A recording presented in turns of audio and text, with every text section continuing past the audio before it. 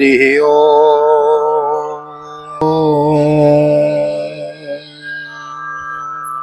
जय श्री राधे, जय श्री कृष्ण।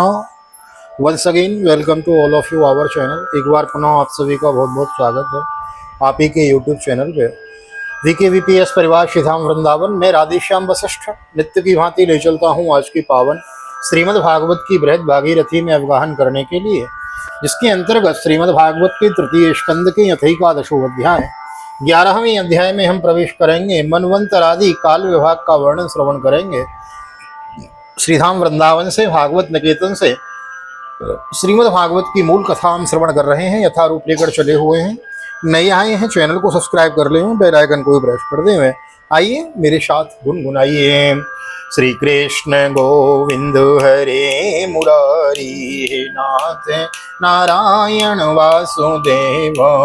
श्री कृष्ण गोविंद हरे मुरारी हे नाथ नारायण वासुदेव।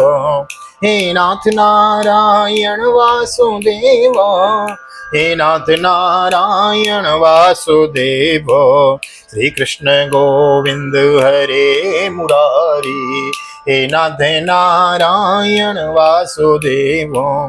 नारायणं नमस्कृत्य नरं चैव नरोत्तमं देवीं सरस्वतीं व्यासं ततो जयमुदीरयेत्। कृष्णाय वासुदेवाय हरये परमात्मने प्रणतः क्लेशनाशाय गोविन्दाय नमो नमः। ओम नमो भगवते वासुदेवाय। श्रीमद्भागवत महापुराणं तृतीय स्कंदः अथ एकादशो अध्यायः। मैत्रेय उवाच। चरमः सद्विशेषाणामनेको संयुतः सदा परमाणु सविज्ञेयो नृणामेक्य भ्रमो यतः।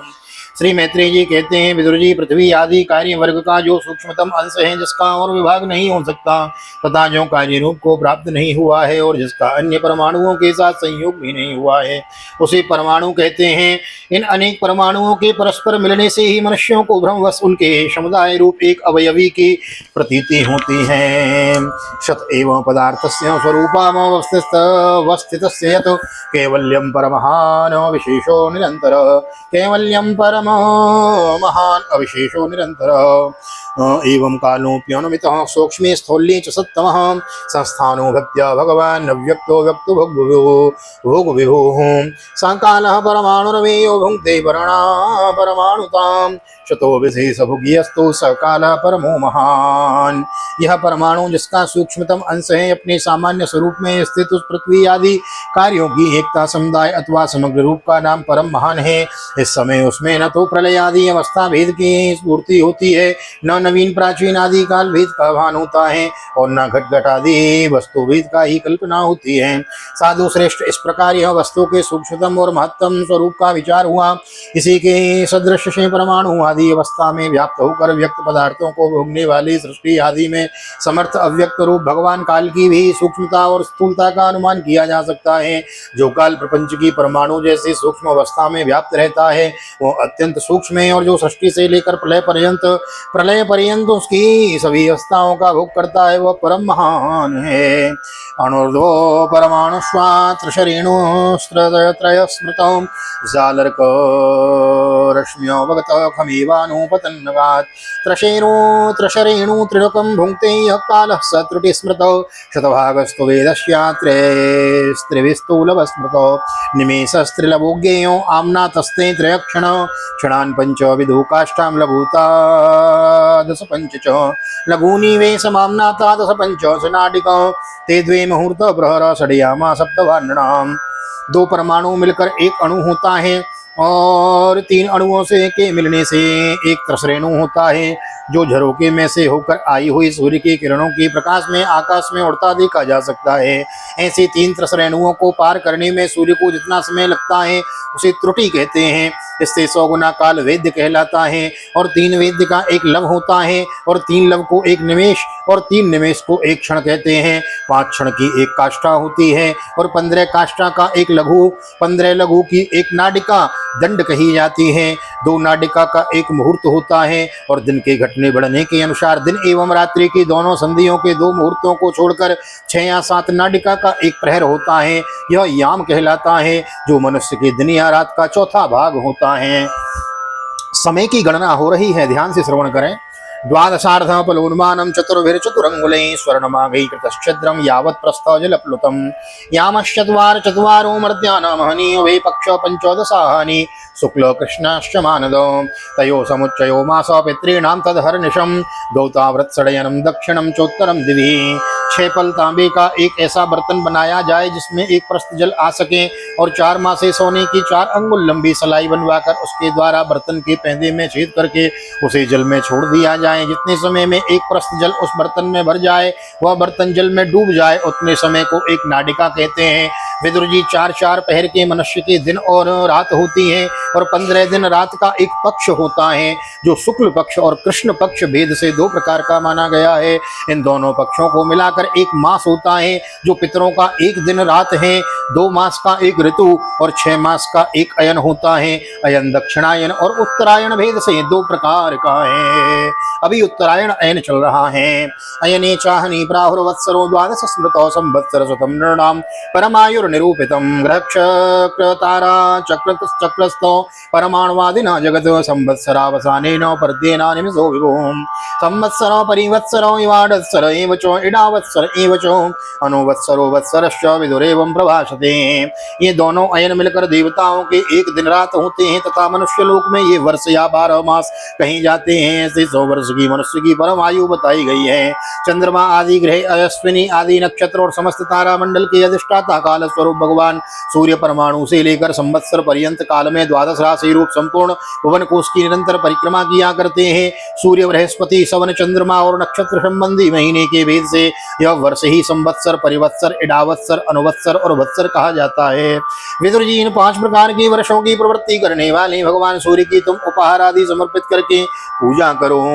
यस्रज्य शक्ति मुरदोक्षवसयन स्वशक्त्या पुंसो ब्रह्मा यदि विधावत भूत भेदो कालाख्यया गुणमयम क्रतुभिर्वितन्वम तस्मै बलिम हरत वत्स पंचकायों। ये सूर्यदेव पंचभूतों में से तेजस स्वरूप हैं और अपनी काल शक्ति से बीज आदि पदार्थों की अंकुर उत्पन्न करने की शक्ति को अनेक प्रकार से कार्योन्मुख करते हैं। ये पुरुषों की मोह निवृत्ति के लिए उनकी आयु का क्षय करते हुए आकाश में विचरते रहते हैं तथा ये ही सकाम पुरुषों को यज्ञादि कर्मों से प्राप्त होने वाले स्वर्ग आदि मंगलमय फलों का विस्तार करते हैं। विदुर उवाच पितृदेव मनुष्याणाम आयु परमिदं स्मृतं परेषां गतिमाचक्ष येषु कल्पात् बहिर्विदो भगवान् वेद कालस्य गतिं भागवतो ननु विश्वं विचक्षतो धीरो योगाराध्येन जगजुषा। विदुर जी ने कहा, मुनिवर, आपने देवता, पितर और मनुष्यों की परमायु का वर्णन तो किया, अब जो सनकादि ज्ञानी मुनिजन त्रिलोकी के से बाहर कल्प के भी अधिक काल तक रहने वाले उनकी भी आयु का वर्णन कीजिए। आप भगवान काल की गति भली भांति जानते हैं, क्योंकि ज्ञानी लोग अपनी योग सिद्धि दिव्य दृष्टि से सारे संसार को देख लेते हैं। मैत्रेय उवाच कृतं त्रेता द्वापरं च कलिश्चेति चतुर्युगं दिव्ये द्वादश विरवर्ष सावधानं निरूपितं चत्वारि त्रीन् द्वे चक्रे चैकं कृतादिषु यथाक्रमं संख्यातानि सहस्राणि द्विगुणानि शतानि च संध्या संयोरन्तरेण यो कालः शतसंख्ययो तमेवाहुर्युगं तस्यां यत्र धर्मो विधीयते। मैत्रेय जी ने कहा, विदुर जी, सत्ययुग, त्रेता, द्वापर और कली, ये 4 युग अपनी संध्या और संध्या अंशों के सहित देवताओं के 12 सत्र वर्ष तक रहते हैं, ऐसा बतलाया गया है। इन सत्यादि चारों युगों में क्रमशः 4, 3, 2 और 1 सहस्त्र दिव्य वर्ष होते हैं और प्रत्येक में जितने सहस्त्र वर्ष होते हैं उससे 2 दुगने 100 वर्ष उनकी संध्या और संध्या अंशों में होते हैं। युग की आदि में संध्या होती है और अंत में संध्यांश। इनकी वर्ष गणना सैकड़ों की संख्या में बतलाई गई है। इनके बीच का जो काल होता है उसी को कालवेत्ताओं ने युग कहा है। प्रत्येक युग में एक एक विशेष धर्म का विधान पाया जाता है। धर्मश्चतुष्पथान् मनुजान् कृते समनुवर्तते स एवान्येषु धर्मेणो व्यतिपादेन वर्धतो त्रैलोक्यायुग सहस्रन्तं बहिरा ब्रह्मणो दिनं तावद्दैव निशाताद यन्मीलति विश्वसेको निशावसानो आरब्धो लोककल्पोऽनुवर्तते यावद्दिनं भगवतो मनुन्भुञ्जन् चतुर्दश।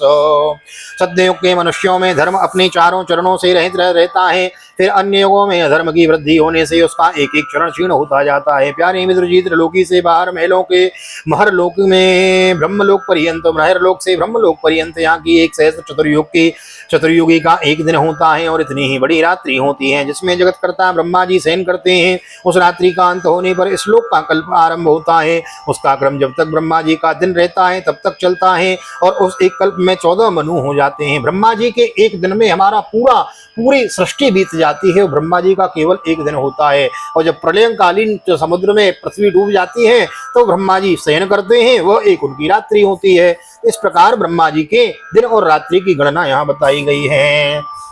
स्वं स्वं कालम मुनिर्भुङ्क्ते साधिकां योगसत्तितं मन्वन्तरेषु मनवस्तद्वंस्यां ऋषयः सुराः भवन्ति चैव युगपत्सुरेशांश्चानुये च तान् एष दैनन्दिनः सर्गो ब्राह्मस्त्रैलोक्यवर्तनः तिर्यं नृपतिर्देवानां सम्भवो यत्र कर्मभिः मन्वन्तरेषु भगवान् बिभ्रत्सत्त्वं समूर्तिभिः मन्वदिभिरिदं विश्वं भवत्यो दितपौरुषः। प्रत्येक मनु 71 चतुर्युगी से कुछ अधिक काल चतुर्युगी तक अपना अधिकार भोगता है। प्रत्येक मनवंतर में भिन्न भिन्न मनवंशी राजा लोग, सप्तर्षि, देवगण, इंद्र और उनके अनुयायी गंधर्वादी साथ साथ ही अपना अधिकार भोगते हैं। यह ब्रह्मा जी की प्रतिदिन की सृष्टि है जिसमें तीनों लोकों की रचना होती है। उसमें अपने अपने कर्मानुसार पशु पक्षी मनुष्य पितर और देवताओं की उत्पत्ति होती है। इन मनवंतरों में भगवान सत्वगुण का आश्रय ले अपनी मनु आदि मूर्तियों के द्वारा पौरुष प्रकट करते हुए इस विश्व का पालन करते हैं। तमो मात्रा उपादाय प्रतिशन रुद्ध विक्रम कालेनानुगता शेषों आस्ते तुष्णिं दिनाते हैं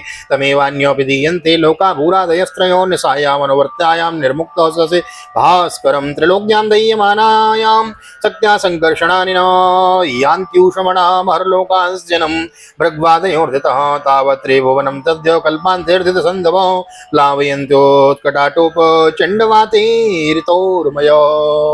ऋतोर्मयो कालक्रम से उस ब्रह्मा जी का दिन बीत जाता है तब वे तमोगुण के संपर्क को स्वीकार कर अपने सृष्टि रचना के पौरुष को स्थगित करके निश्चेष्ट भाव से स्थित हो जाते हैं। उस समय सारा विश्व उन्हीं में लीन हो जाता है। जब सूर्य और चंद्रमा आदि से रहित वह प्रलय रात्रि आती है तब वे भू भुव स्व तीनों लोग उन्हीं ब्रह्मा जी के शरीर में छिप जाते हैं। उस अवसर पर तीनों लोग शेष जी के मुख से निकली हुई अग्नि रूप भगवान की शक्ति से जलने लगते हैं। इसलिए उसके ताप से व्याकुल होकर भृगुवादी मुनीश्वर गण मेहरलोक से जनलोक को चले जाते हैं। तावत्र्योवनं सद्यो कल्पान्ते हृदित सिन्धवो प्लावयन्त्युत्कटाटोप चण्डवाते ऋतोर्मयो अन्तः स तस्मिन् सलिलो आस्ते नन्तासनो हरि योगनिद्रा निमीलाक्षो स्तूयमानो जनालये एवं विधिरहो रात्रे कालगन्त्योपलक्ष्यते अपक्षितो विवास्यापि परमायुर्वस सतम्। इतने में ही सातों समुद्र प्रलय काल के प्रचंड पवन से उमड़कर अपनी उछलती हुई उत्ताल तरंगों से त्रिलोकी को डुबो देते हैं। तब उस जल के भीतर भगवान शेषशायी योग निद्रा से नेत्र मूंद कर शयन करते हैं। उस समय जनलोक के निवासी मुनिगण उनकी स्तुति किया करते हैं। इस प्रकार काल की गति से एक एक सहस्त्र चतुर्युग के रूप में प्रतीत होने वाले दिन रात हेर फेर से ब्रह्मा जी की 100 वर्ष की परमायु भी बीती हुई सी दिखाई देती है। यद धर्मायुषस्तस्य पराधर्मो विधीयते पूर्व परार्धोपक्रांतो यपरोध्य प्रवर्तते पूर्वश्यादो परार्धस्य ब्राह्मो नाम महानभूत कल्पो यत्राभवत् ब्रह्म शब्द ब्रह्मेति यं विदो। ब्रह्मा जी की आयु के आधे भाग को परार्ध कहते हैं। अब तक पहला परार्ध तो भी चुका है, दूसरा चल रहा है। पूर्व परार्ध के आरंभ में ब्रह्मा नामक महान कल्प हुआ, ब्रह्म नामक महान कल्प हुआ। उसी में ब्रह्मा जी की उत्पत्ति हुई। पंडित जन इन्हीं शब्द ब्रह्म कहते हैं। तस्यैव चान्ते कल्पो भूदियं पाद्म्यो विचक्षते यद्देरानर्वे सरसो आसीन लोकसरोरुहम् अयं तु कथितः कल्पो द्वितीयस्तस्यापि भारतो वाराह इति विख्यातो यत्रासीत् सुकरो हरे कालोऽयं द्विपरार्धाख्यो निमेषोपचर्यते अव्याकृतस्यानन्तस्य अनार्यैर्जगदात्मनः कालोऽयं परमाणुवादिर्द्विपरार्धान्त ईश्वरः निमेषतं प्रभुर्भुम्ना ईश्वरो धाम मानिनाम्। उसी परार्ध के अंत में जो कल्प हुआ था उसे पाद्य कल्प कहते हैं। इसमें भगवान के नाभि सरोवर से सर्वलोक में कमल प्रकट हुआ था। विदुर जी, इस समय जो कल्प चल रहा है वह दूसरे परार्ध का आरंभ का बतलाया जाता है। यह वाराह कल्प नाम से विख्यात है। इसमें भगवान ने सुकर रूप धारण किया था। यह दो परार्ध का काल अव्यक्त अनंत आदि अनादि विश्वात्मा श्री हरि का एक निवेश माना जाता है। यह परमाणु से लेकर द्विपरार्ध पर्यंत फैला हुआ काल सर्व समर्थ होने पर भी सर्वात्मा श्री हरि पर किसी प्रकार की प्रभुता नहीं रखता। यह दो देहादि में अभिमान रखने वाले जीव जीवों का ही शासन करने में समर्थ है। विकारे सहितो युक्तिर्विश्वे साधिर्विरामृतो अंडकोशो बहिरयं पंचाशत् कोटि विस्तृतो दशोत्तराधिकिर्यत्रो प्रविष्टो परमाणुवत् लक्ष्यतेऽन्तर्गताश्चान्ये कोटिशो यण्डराशयो तदहारुक्षरं ब्रह्म सर्वकारणकारणं विष्णोर्धाम परम साक्षात् पुरुषस्य महात्मनः। प्रकृति महत्त्व अहंकार और पंच तन्मात्रे नाट प्रकृतियों के सहित 10 इंद्रिय मन और पंचभूत इन 16 विकारों से मिलकर बना हुआ यह ब्रह्मांड कोश भीतर से 50 करोड़ योजन विस्तार वाला है तथा इसके बाहर चारों ओर उत्तर उत्तर 10-10 गुने 7 आचरण है। सब उन सब के सहित यह जिनमें परमाणु के समान पड़ा देवा दिखता है और जिसमें ऐसी करोड़ों ब्रह्मांड राशियां हैं वह इन प्रधान आदि समस्त कारणों का विकार अक्षर ब्रह्म कहलाता है। और यही पुराण पुरुष परमात्मा श्री विष्णु भगवान का श्रेष्ठ धाम स्वरूप है। स्वस्थ श्रीमद्भागवते महापुराणे पारमहंस्यां संहितायां तृतीय स्कंदे एकादशोत्सवः श्री बालकृष्ण चरणार्पणमस्तु राधा कृष्ण चरणार्पणमस्तु। कृष्णाय वासुदेवाय हरे परमात्मने प्रणतः क्लेशनाशाय गोविंदाय नमो नमः। हरे कृष्ण कृष्ण कृष्ण हरे हरे हरे राम राम राम हरे हरे राधे कृष्ण कृष्ण कृष्ण राधे राधे राधे श्याम श्याम श्याम राधे राधे। और राधा गोविंद भगवान की जय, श्री निम्बार्क भगवान की जय, श्रीमद्भागवत महापुराण की जय, श्री वेदव्यास जी महाराज की जय, सुखदेव जी महाराज की जय, राजा परीक्षित जी महाराज की जय, राजा रामचंद्र भगवान की जय, श्री हनुमान जी महाराज की जय, गोवर्धन नाथ की जय, यमुने महारानी की जय, वृंदावन माँ की बिहारी लाल की जय, गैया मैया की जय, तुलसी मैया की जय, अपने अपने माता पिता की जय, सदगुरुदेव भगवान की जय, आज की आनंद की जय। जय जय श्री राधे, जय श्री राधे, श्री राधे श्याम, जय जय राधे, जय जय श्याम। सबको मिले वृंदावन धाम ऐसी प्रार्थना मेरे ठाकुर जी के चरणों में। यहाँ तक वीडियो बने हैं, वीडियो को लाइक कर दीजिए, शेयर कर दीजिए, कमेंट में भागवत भगवान की जय लिख दीजिए। मिलते हैं अगले अध्याय में ठाकुर जी का दर्शन करते हुए भागवत निकेतन श्री धाम वृंदावन। ठाकुर जी बड़े प्यारे लग रहे हैं। ठाकुर जी का दर्शन करते हुए आप सभी को हृदय से प्यार भरी जय श्री राधे, जय श्री कृष्ण, हरि ओम।